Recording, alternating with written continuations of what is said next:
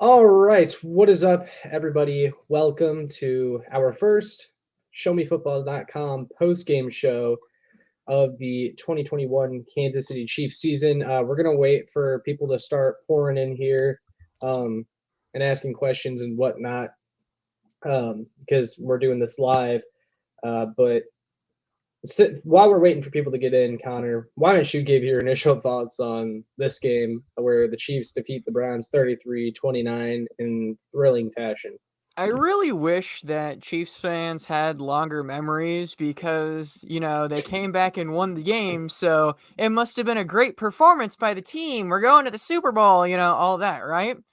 Uh the team, or specifically the defense, was terrible for 3 quarters, and we're just going to conveniently forget about that just Uh, because the offense bailed them out. Like, we yeah, held them to one punt all day. let's go over the stats. Um, 457 total yards of offense for the Cleveland Browns. They averaged 8.2 yards per play. That is horrid.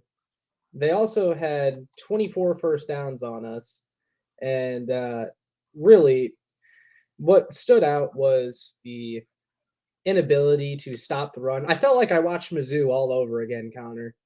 Yes, dude. Like, it was so similar to the Mizzou game. I know it. I got into it a little bit with Matt Lane on Twitter, who's with KC Sports Network, because uh, he said, "Oh, this game shows you how much the Chiefs miss Frank Clark." And I go, are we really going to pretend that Frank Clark would be having an impact on this game? Because let's remember, these two teams met in the AFC divisional round not too long ago, and Frank Clark got neutralized by Kendall Lamb.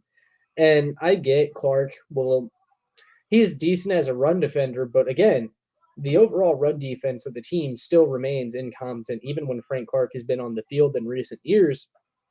And his argument when I said that was look at these other defensive ends and how they're playing. And I go, so your argument as to why we miss Frank Clark is because the depth we have behind him is bad? Like that doesn't say anything about Clark.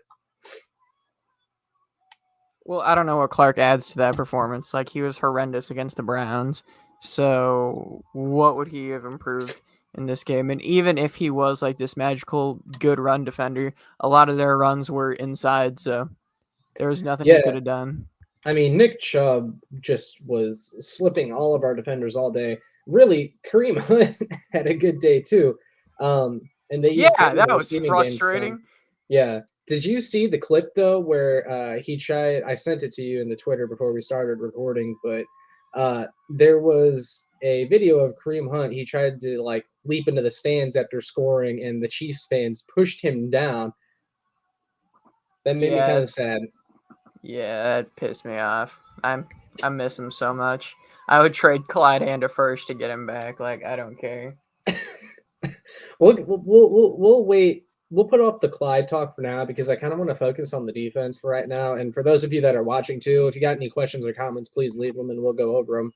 Um, but honestly, let's look at the stats again. The Browns had 304 passing yards and they had 153 on the ground. So a rough day for both the rush defense and the pass defense. But the secondary was overall shaky, but really most of it I noticed was Charvarius Ward getting beat by a drum, and boy, who would have seen that thing? Oh, it's almost like I've been saying that this guy is terrible since we got him. Ever since that first Seahawks game, he's been horrible. Yeah, I mean, Charvarius Ward, it's funny to me how he was consistently bad last year. I don't really think there's any other way to say it. I think Charvarius Ward, you would label his play bad last year. And somehow he earns the starting job yet again this year. They don't go out and address it. Also, Chris Jones was our only source of pass rush today, really. And that was But I thought frustrating to me as Jerron well. Reed was going to be a welcome addition. He is a welcome addition. He still is. But we always needed more pressure from the edge. And our solution to getting pressure from the edge was to move Chris Jones, who's our best interior pass rusher, to the edge. And Chris Jones is good at defensive end too, but he's better at defensive tackle. And I mean, we had all this opportunity to pick up guys like Alden Smith or Melvin Ingram, who, by the way, Melvin Ingram looked great today. Would have loved to have him.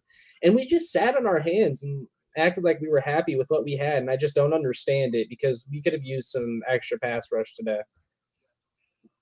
I feel like that's going to be a trend throughout the season. I don't expect the pass rush to get any better, and I expect this to be a talking point for the remaining 17 games plus playoffs. I really hope it's not, and I hope someone else steps up, but I was kind of unimpressed.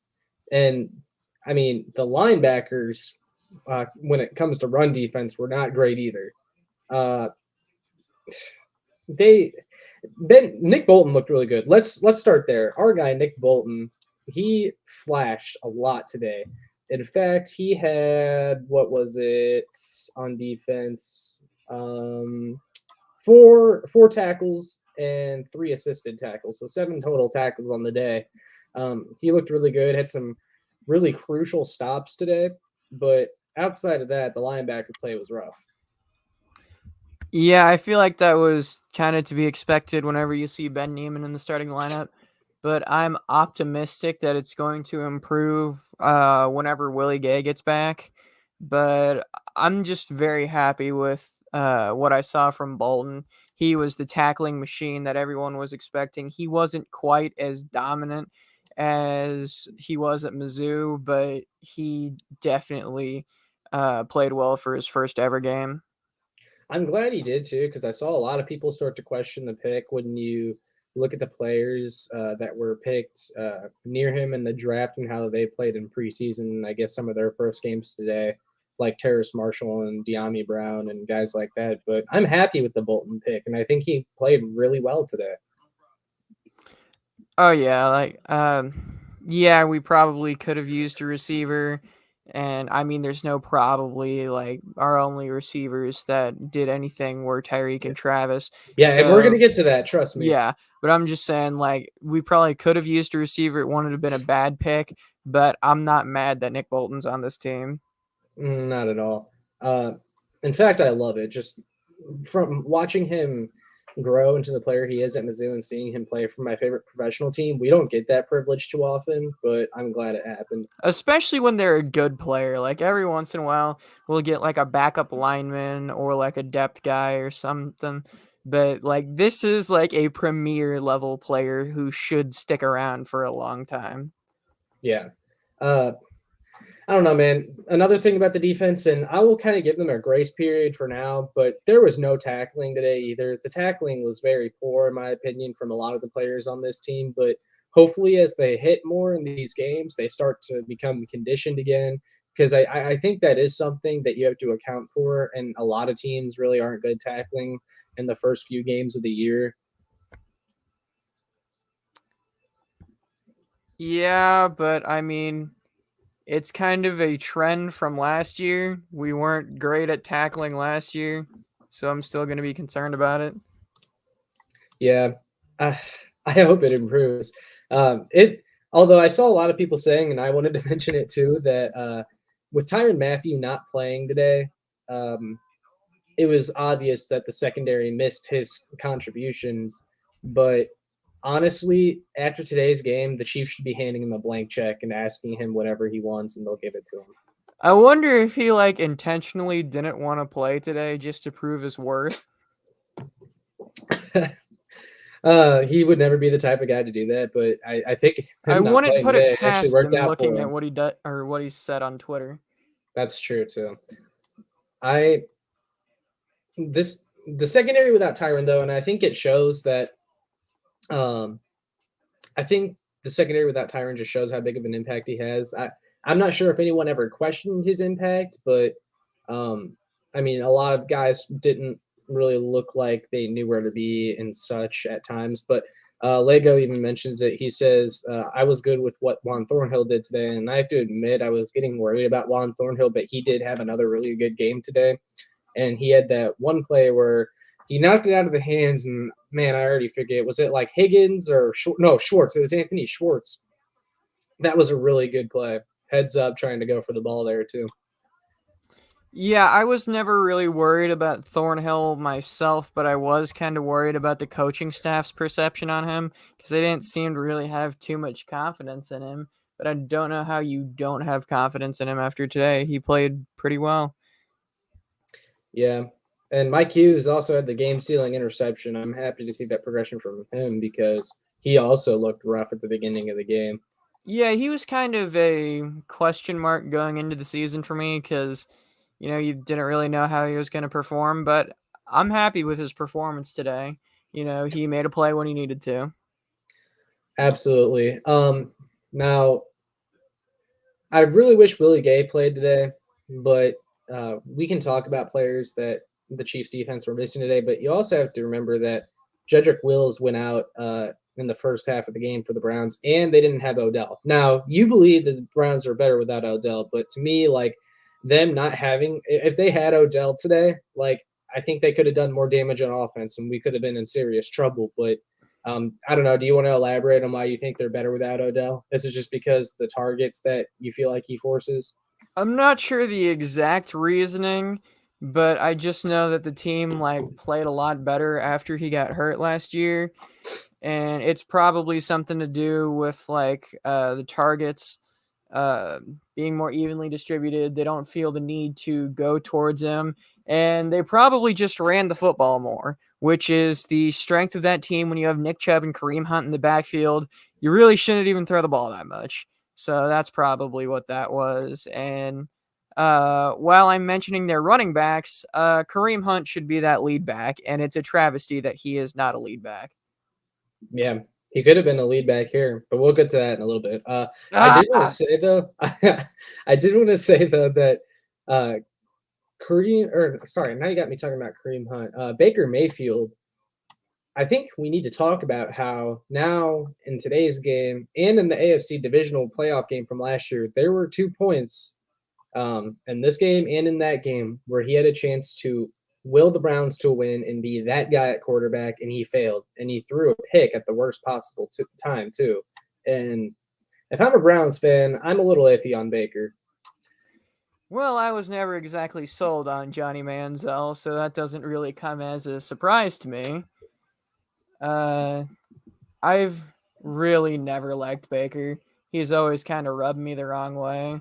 So I think it's kind of funny that Browns fans still have to kind of question him. Did he get an extension yet? Baker, Or yeah, I think he just got one. I can't remember if they're talking about it or if he just got one. Here, I have to look at that. Yeah, you can look at that for a minute. And while you're doing that, I will say I think the fans being back at the stadium today played a huge part in why our defense was able to rally at the end of the game. Like you could feel that presence, and I do think they missed that a lot last year. But when the fans were really loud and it was hard for the Browns to communicate, you saw it when the punter for the Browns dropped the snap and lost all those yards that set up the Chiefs' go-ahead scoring drive. That was on the fans. Oh yeah, we don't win this game without the fans. And no, it was Josh Allen and Lamar Jackson that got the contract extensions. Baker Okay. doesn't have one yet. Gotcha. I saw Charles Robinson tweet first extension drive for Baker Mayfield or something. So I guess what he meant was that Baker show us why we should give you the money on the extension now. But yeah, no, I agree. They don't win without the fans today. Well, on the topic of Baker's extension, or it was Josh Allen's and Lamar Jackson's extensions that were both pretty expensive. So it's not completely out of the realm of possibility that Baker Mayfield could end up getting a yearly salary higher than Mahomes, and that's just funny to me. Yeah, a lot of these quarterbacks you're going to see are going to start to get worse deals than Mahomes. Mahomes has one of the most team friendly deals in the league, actually, which is mind boggling. Yeah, I'm not crazy about throwing money around at players, or any more money than you absolutely have to get them signed. So I'm really watching these other quarterback numbers, hoping that it eclipses Mahomes just to make it look good. Yeah. Uh, But when you throw honestly, interceptions to lose games that you should win, you're not going to get that money. Yeah, I mean, he only had one interception today, Baker, and he was 21 of 28 for 321, which is a really good stat line. Just the interception he threw was at the most costly time, and it hurt them. Also, Dave, real quick, I want to move on to the offense, but one more thing I want to highlight. David Njoku, who is a guy who has had all the promise in the world and never broke through, in his last two games, which are today and the AFC divisional round, has absolutely worked Charvarius Ward. And I don't mean to keep beating on Charvarius Ward, but I think we need to highlight that David Njoku was never a factor in the Browns offense, and they've just been able to take advantage of Ward and get him in matchups with Njoku. They made or Charvarius Ward makes David Njoku look like Randy Moss, and it's pretty embarrassing. Really, we just struggle to cover tight ends all around. Yeah, it's pathetic. We make world-renowned blocking tight end Rob Gronkowski look 5 years younger in the Super Bowl. Yeah. Before we start talking about the Super Bowl, though, I would love to move on to the offense. I actually have more to say about the offense, I feel like, than the defense. It's kind of like when we made our review of the Mizzou-Kentucky game. Like, you can only say the defense sucks in so many different ways. They can't tackle. They can't cover. They can't get to the quarterback. What can they do? I don't know.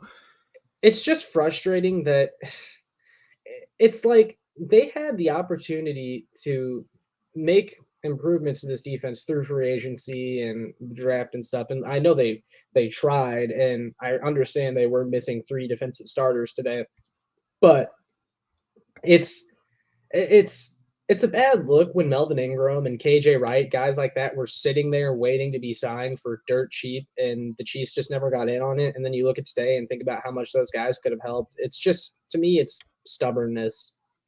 It's kind of funny to me because, like, I'll be, like, in the Chiefs' comments, like, complaining about, like, bottom of the roster cuts, and everyone will always say to me, they're like, "Oh, why do you care that, or why do you care about these bottom of the roster guys?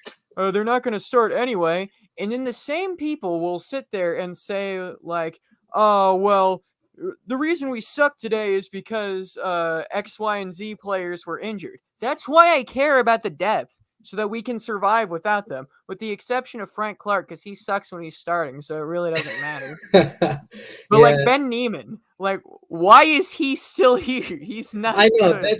that's one of the things. Like, I believe the Chiefs built better depth this offseason, but Except for at linebacker.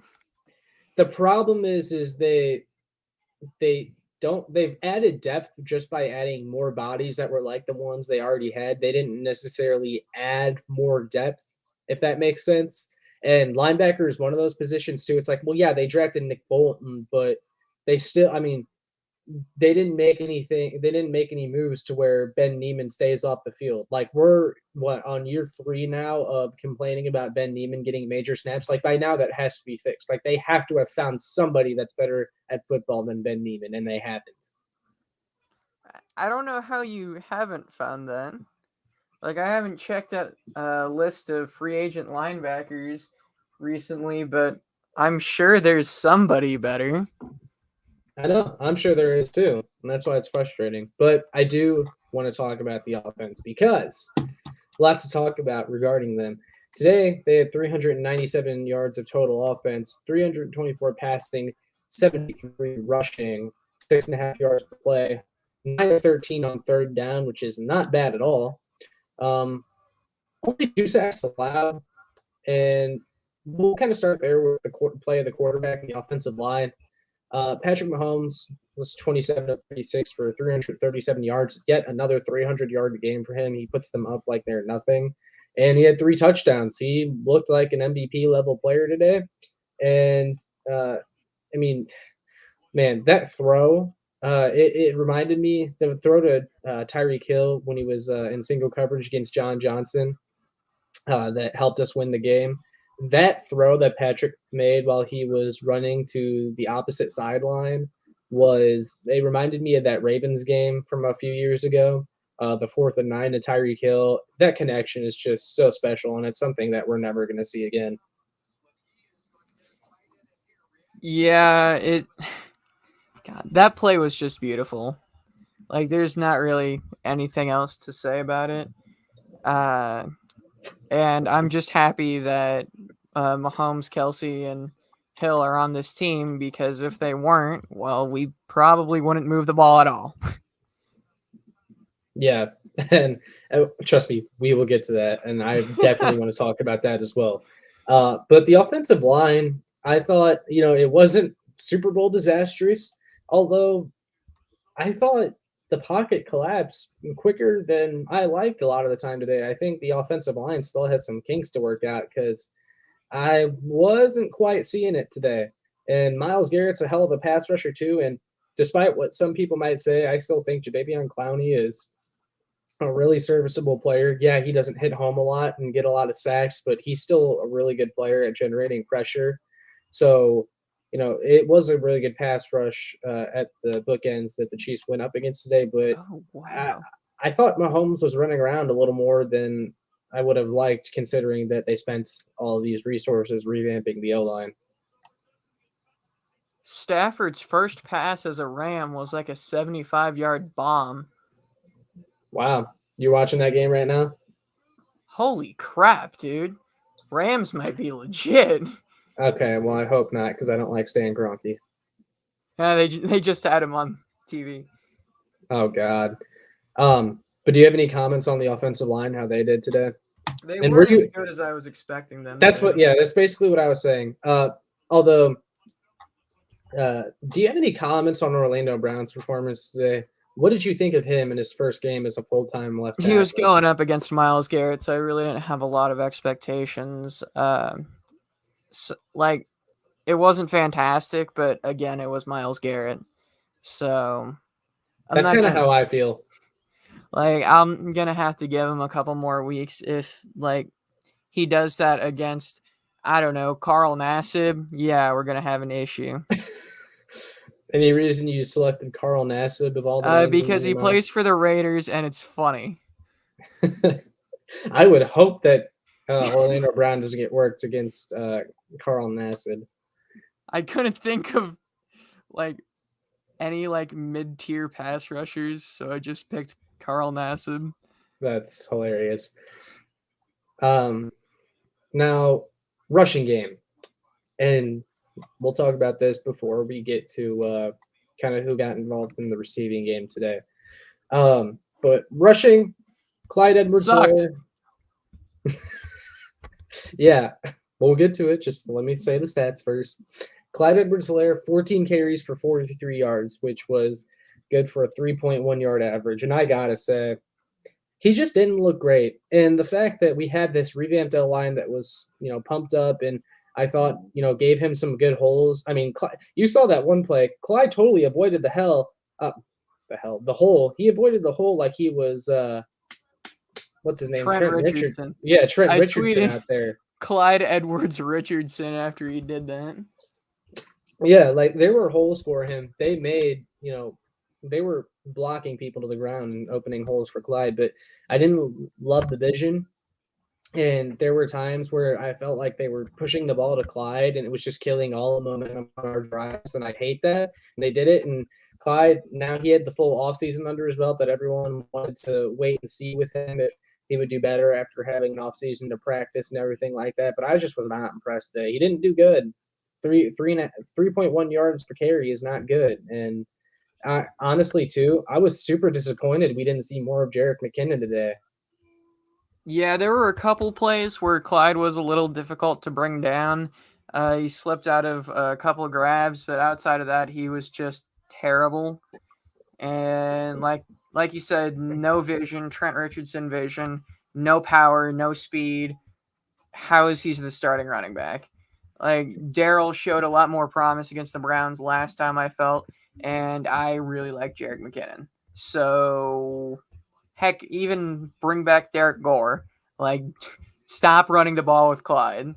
Like, if Clyde is in the backfield, there should be no situation where you ever run the ball, because you are almost guaranteed to have a more successful play if you air it out when Clyde is in the backfield. I will say Clyde did add some to the passing game today. I like the outside he gave Patrick Mahomes when he needed it. He had 3 receptions for 29 yards, but purely rushing the ball and getting hands off from the line of scrimmage, I was disappointed.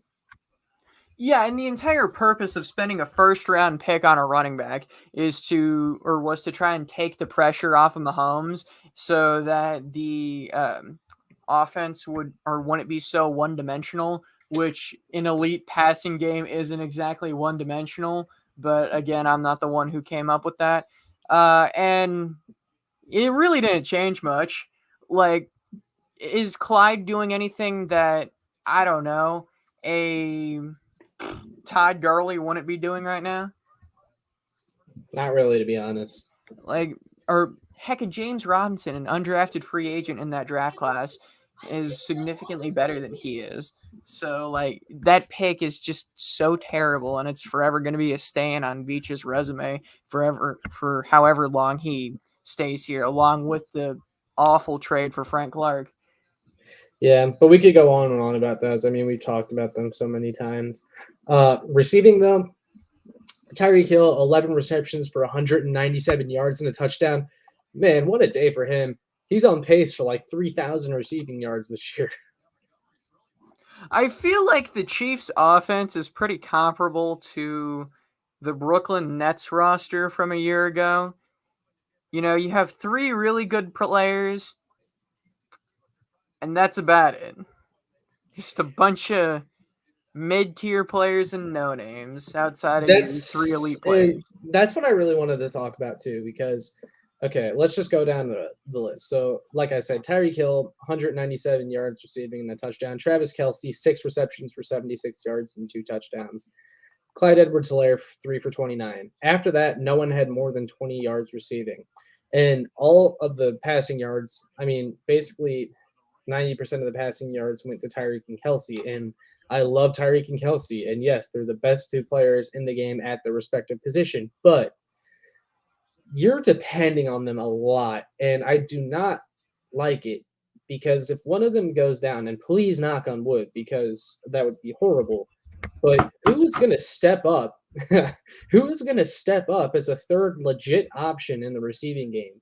Because it wasn't McColl today. And for those of you who were clamoring for a McColl Hardman breakout season, it's not off to a good start. Not that he did. Oh no, yeah, it's not off to a good start at all. 3 receptions for 19 yards, pretty much non-existent. And one of the receptions he got, the Chiefs needed a first down, and he ran out of bounds before he got the first down when he had plenty of room in front of him. You have to be aware.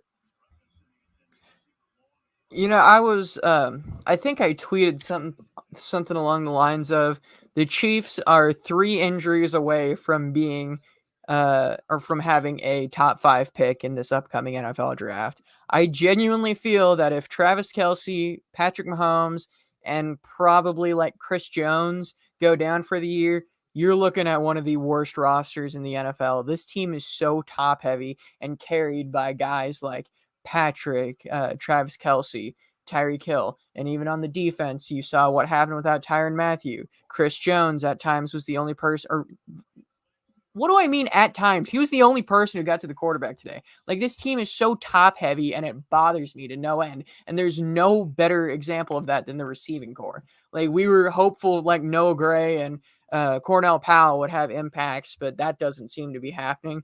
Or Cornell Powell's on the practice squad, and Blake Bell is getting snaps over Noah Gray and completely missing his blocks, which kind of defeats the purpose of him being on the team if he can't block. But I digress. Yeah, I mean, there's no one else showed up besides those two really in the receiving game, and that's what I'm talking about. Like someone outside of them, and that's why I made a video a few days ago about call the Texans for Brandon Cooks and see what they would take for him Hey, they're because they're going to the having a fire sale. playoffs. Did you see how they played today? Yeah, I'm not too. I don't care about that. Just go get someone that can be a legit third option that other teams are scared of because the Chiefs don't have that. Demarcus Robinson, 1 reception for 9 yards. There was one player where he could have had a first down if he ran forward, decided to go east and west like he always does. And he also miscommunicated with Mahomes at one point. Mahomes wanted him to come to the ball, and instead he ran out flat a little bit more, and it would have been a touchdown. And it bothers me that Darius Fountain, who dominated in preseason, was inactive today over Demarcus Robinson. How many more times do we need to see Demarcus Robinson before we learn that he is not the one? Uh, it, Demarcus Robinson, I feel like he's even gotten worse too. I mean, he just needs to learn to run north and south. Or just north, preferably. True. But like this east and west crap. And I wouldn't even necessarily say that's a Demarcus Robinson specific issue. I feel like that's just been a Chiefs issue for years. Yeah, a lot of our players do that. Like I remember, man, what game was it? There was even one where Travis Kelsey a few years ago. It was like a crucial play, and he decided to cut back to try to get the first down. Oh, the one that you love too, that you always go back to, the Byron Pringle one in the Colts game in 2019, where he had the first down in front of him and decided to cut back. All of our pass catchers do that, and it's annoying. Like just run forward, take what's in front of you. Who tells them to do this? I don't know. That's a really good question. I feel like they all think that they're Tyreek Hill and that they're just faster than everyone else. But no, dude, just move the chains and worry about everything else later. Yeah. And for those of you that are still on when we're recording this live, if you have any questions or comments, please leave them in there. Make sure you also like, share, and subscribe so more Chiefs fans can find this. And if you like it, it helps us get found. So please do that if you are watching live right now.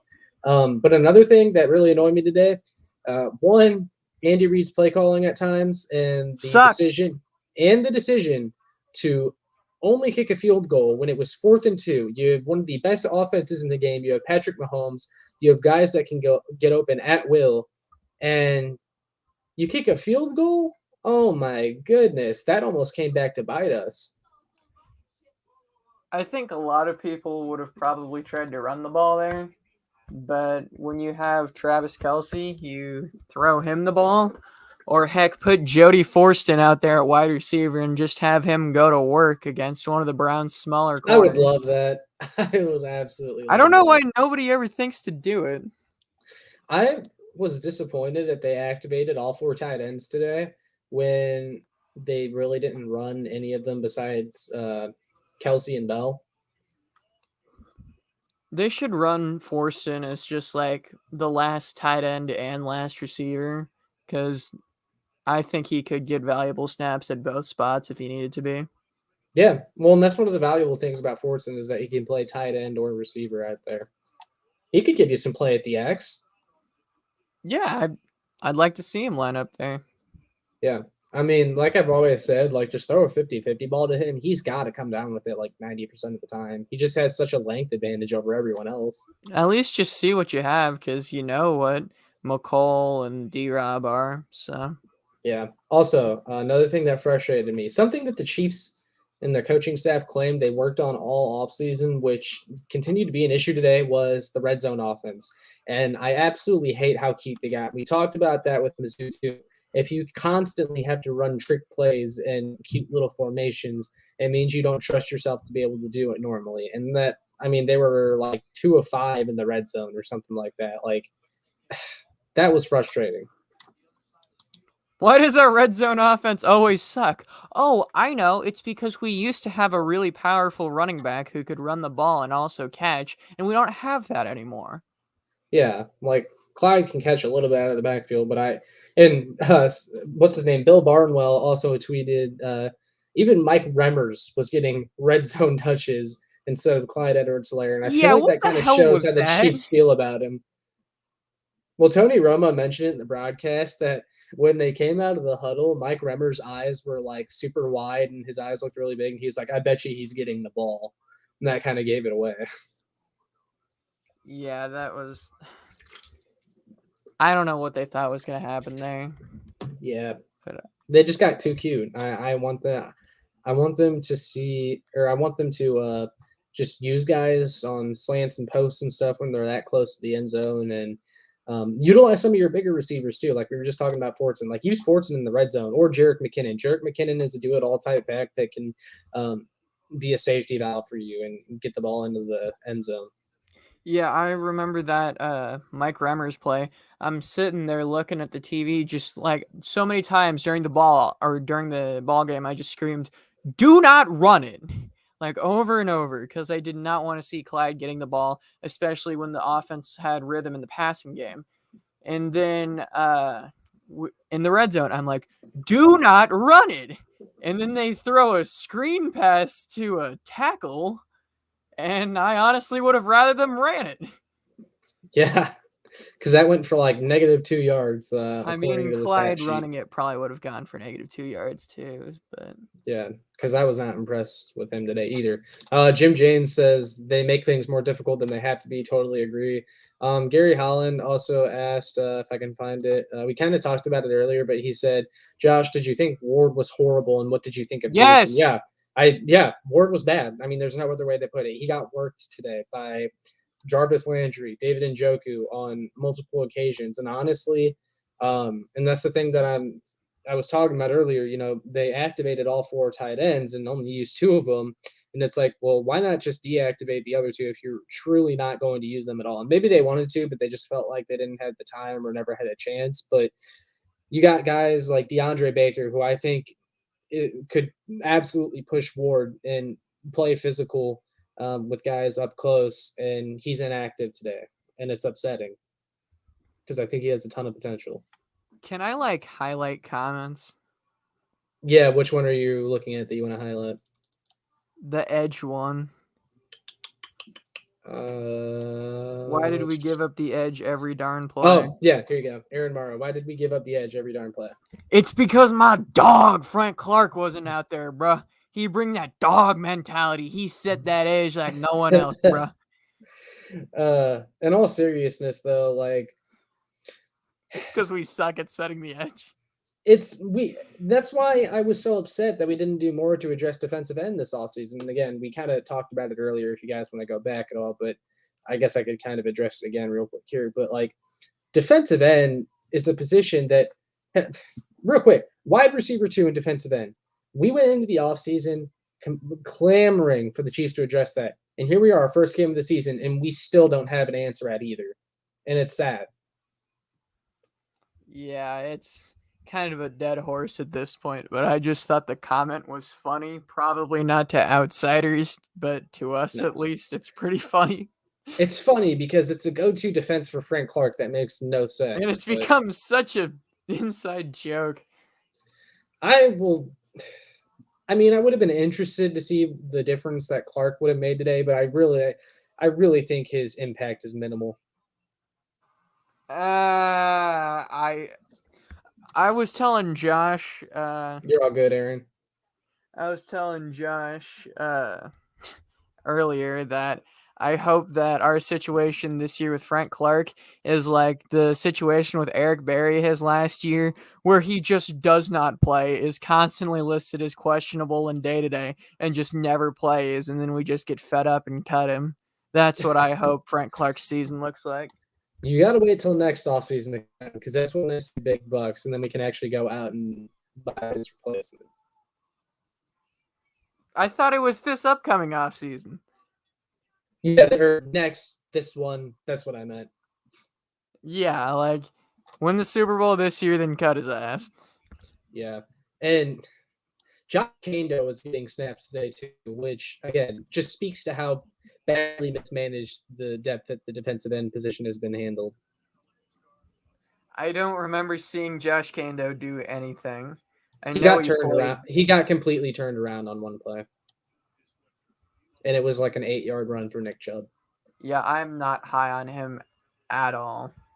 He has the tools, but he's just so far from being ready. Yeah, he's like a practice squad type guy. Yeah. I thought the practice squad was a possibility for him. Gary Holland asks, Josh, why isn't Reed using CEH in the passing game? I mean, yeah, we talked about it. I mean, he had a slight impact today, 3 receptions for 29 yards, and it was mostly plays where the Chiefs needed a quick reception or Patrick Mahomes needed an out. But I think most of the reason they didn't use him all that much in the passing game today was because they were just caught up in too many situations where they had to push the ball further downfield than what really is Clyde's range, and that I think that's probably a fair explanation. Yeah, I mean, did he? I feel like he got a screen pass like once, and he did solid with that. But I don't remember him doing anything else. And I know he His ran most some routes. memorable His most memorable one was one where, I mean, he was straight out of the backfield, 1-on-1 against I think one of the Browns linebackers and caught it for a first down when we really needed it. But I mean, I will stand by the fact that I think his height makes him like uh not as appealing of a target in the passing game, just because he's yeah, so short. yeah, I Like, know. I think I might have talked about this with you, but uh, he's like, are you ever like playing football with like members in your family and you have a little cousin and you have to like throw the ball really low to the ground and it's awkward and you're not that accurate because you're trying to put it in a place where, a 4 or 5-year-old can catch it. That's how I feel like Mahomes feels with Clyde Edwards-Helaire. Like he and there was a play too in the red zone where Clyde ran a route and Patrick Mahomes saw Clyde open and decided to run it himself and got hit by one of the Browns defenders. And even the broadcast mentioned it. They were like, oh, well, Clyde was wide open. Why didn't Pat take it? And I think it's because he's legitimately uncomfortable throwing Clyde the ball. well, that play pissed me off because Clyde could have blocked the Yeah, linebacker. I think that's what he was supposed to do originally. Yeah, and he's just sitting there staring at Mahomes. It's like, dog, like that is a $500 million man. Block. Yeah. That's why you need to have Daryl in there, Daryl the Barrel. God, like, isn't that supposed to be something that he was good at? Wasn't he supposed to be good at that at LSU? I don't know. Tony Lejeune asks, why didn't Spags use the blitz more? Yeah, I didn't see a ton of blitzes today. Really Because though, Ben Neiman and Baker Mayfield's face is very intimidating. I think I think the legitimate reason why was Willie Gay being out, because I think they like to use Willie Gay in blitzes too, or use Nick Bolton in a blitz. But Willie Gay being out changes a whole lot because when you have guys that can blitz effectively outside of L'Jarius Sneed, and Tyrann Mathieu wasn't there today too, another one of their great blitzers. They had two guys in Tyrann Mathieu and Willie Gay that were out today, where they had other guys that can blitz. Yes, like L'Jarius Sneed and Dan are great blitzes, but when you do that, you're sacrificing their coverage ability, and I don't think the Chiefs saw it as worth it a lot because what if they blitz L'Jarius Sneed? Well, then who else do they trust to cover Jarvis Landry? Because that's who Sneed was on a lot today, or Njoku, like with and then Nick Bolton too. They like him, but maybe didn't want to send him on blitzes a lot because what if they need him out there because the best player they had behind him is Ben Neiman, So I think really the injuries to Tyrann Mathieu and Willie Gay made the coaching staff a lot more hesitant to blitz. Yeah, it's just a personnel thing. Like, I I don't know, sending Ben Neiman in at the quarterback or to stop the running back isn't going to do too much. And they they always like to try to keep things simple for their young linebackers. They didn't really play Gay that much last year, and I was surprised that Bolton played today as much as he did. Yeah, So I feel like it just takes a while for the Chiefs to trust their young linebackers. I think it shows how much further along Nick Bolton is than Willie Gay, though. At this point, mentally, he just is a quick learner, and he's just a really smart player. Aaron Ross says he was yelling the same thing about what we were talking about with Clyde, which I think is interesting. Aaron also points out that Mahomes didn't throw it to Clyde on the 2-point conversion that we didn't need to go for either. Um, yeah, I mean, I think he's just uncomfortable. And there was the one play in the Miami game last year where he threw it to Clyde, and Clyde was so short that he tried to jump for it. It bounced off his helmet and then got intercepted. And I think there's just kind of a lack of trust there. I think that's kind of my hypothesis. Yeah, and I wouldn't trust him.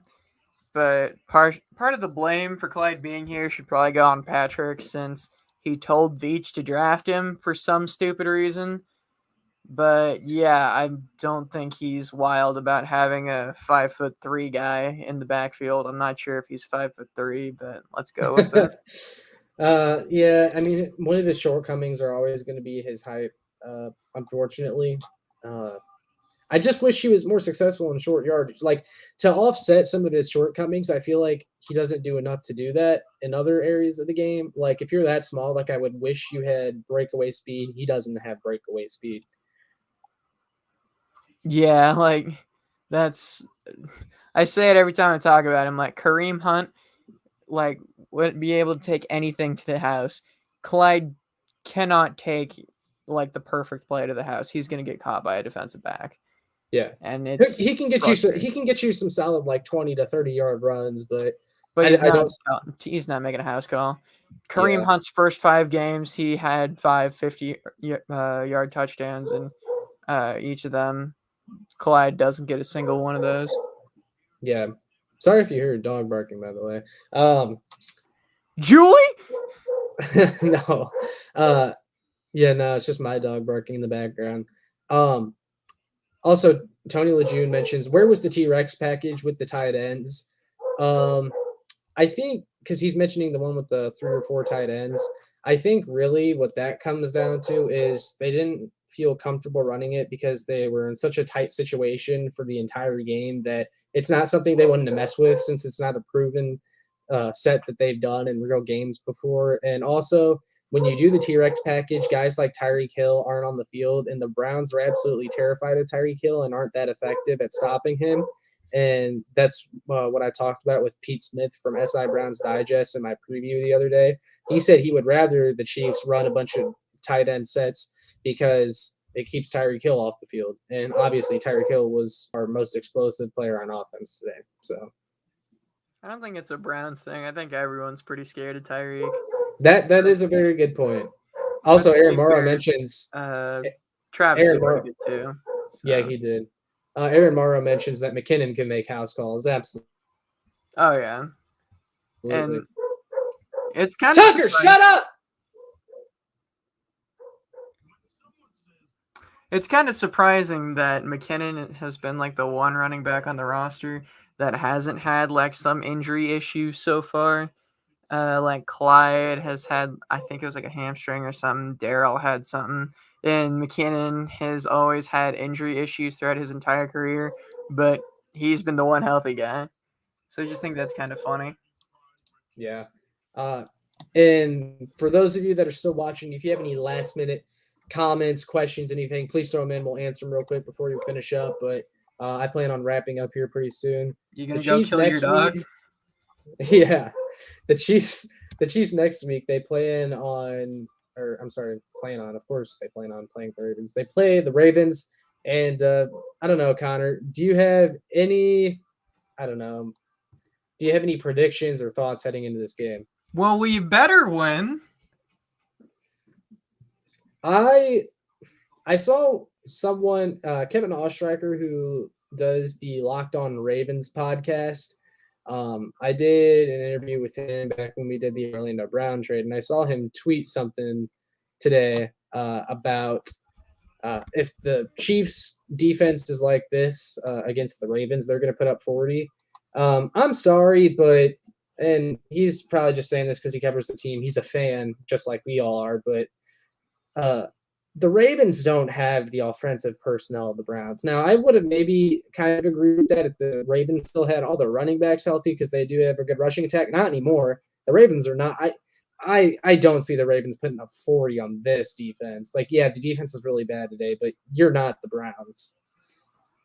Well, the way that they run the ball, like I'm gonna have to see how they run the ball against the Raiders Monday night because like I don't even know who their lead back is going to be. It might be Le'Veon, it might be Latavius, it might be Devontae Freeman. Like I don't think we know yet, so we're gonna have to see like what their backfield even looks like. Yeah, I'm confident versus the Ravens, and they won't have Marcus Peters either. That's a hit to their secondary. Ha! I'm hoping. Karma, I'm bitch.